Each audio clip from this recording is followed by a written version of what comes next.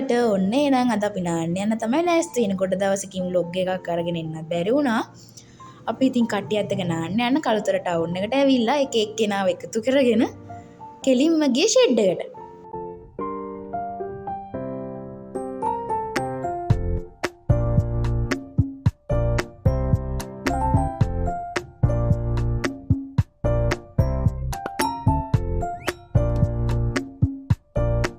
ඊට පස්සේ වාහන දෙකට ෂෙඩ් එකෙන් තෙලුත් ගහගෙන අපි පළාතට පාරට දාලා එහෙමම ගියා අපේ අයියලා ගෙදරට. එයාලගේ නංගිවයි අයියගේ යාළුවෝ දෙන්නෙක්වයි පුංචිගේ පුතාවයි ගන්න.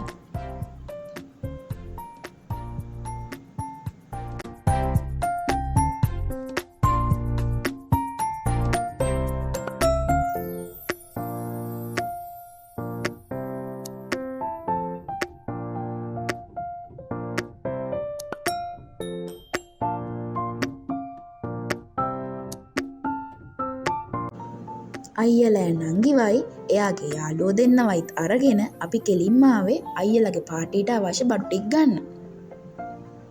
ඊට පස්සේ ඒ ටිකත් අරගෙන අපි කෙලින්ම නාන්න යන්න පටන් ගත්තා.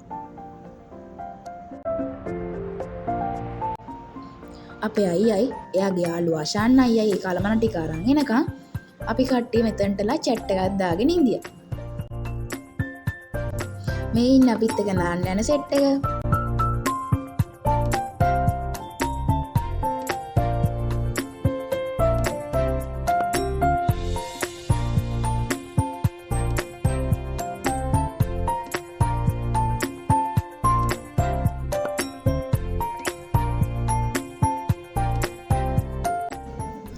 මේ තින්නේ අපි නාන්න යන පාර. දන්නවද කොහෙද කියලා? අපි යන්නේ රන්නගල ඇල්ලෙන් නාන්න.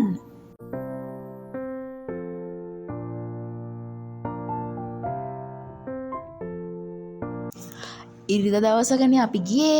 ඉතින් එදා හරියට සෙනග. මොකද කට්ටියම නිවාඩුවෙන් එදාට. හැබැයි මාරම නිස්කලංක පරිසරයක්. තේවත්තක් මැදින් තමයි එතනට යන්න තියෙන්නේ.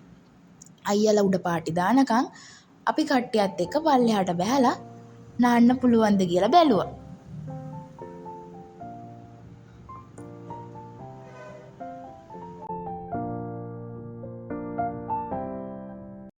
කට්ටියත් එක්ක සෙනග අඩු වෙනකම් බලන් ඉඳලා හරියටම පහත් පහු අතරට බැහැලා අපි විනෝද වෙනකොට ඇත්තම කිව්වොත් යාළුවනේ මට වතුරේ පීනන්න බෑ. ඒ නිසා ඉතින් මං අයියත් එක්ක තමයි වතුරේ මැද්දට ගියේ. පේනවනේ මට ඇවිල්ලා බැන බැන මාව එක්කන් යන විදිය. ගලන සාදරේක සීනයට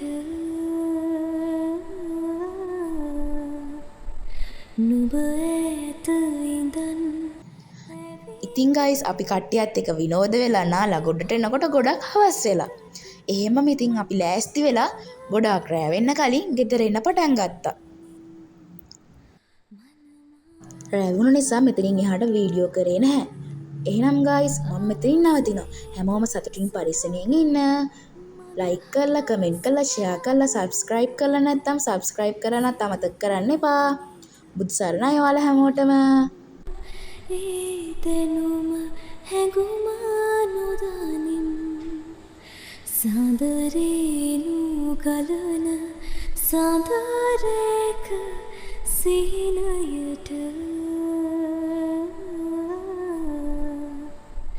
නුඹ ඇත ඉඳන් ඇවිදින් මගේ පාළු හිතට මනමාල කතා කියමින් මනමාල කතා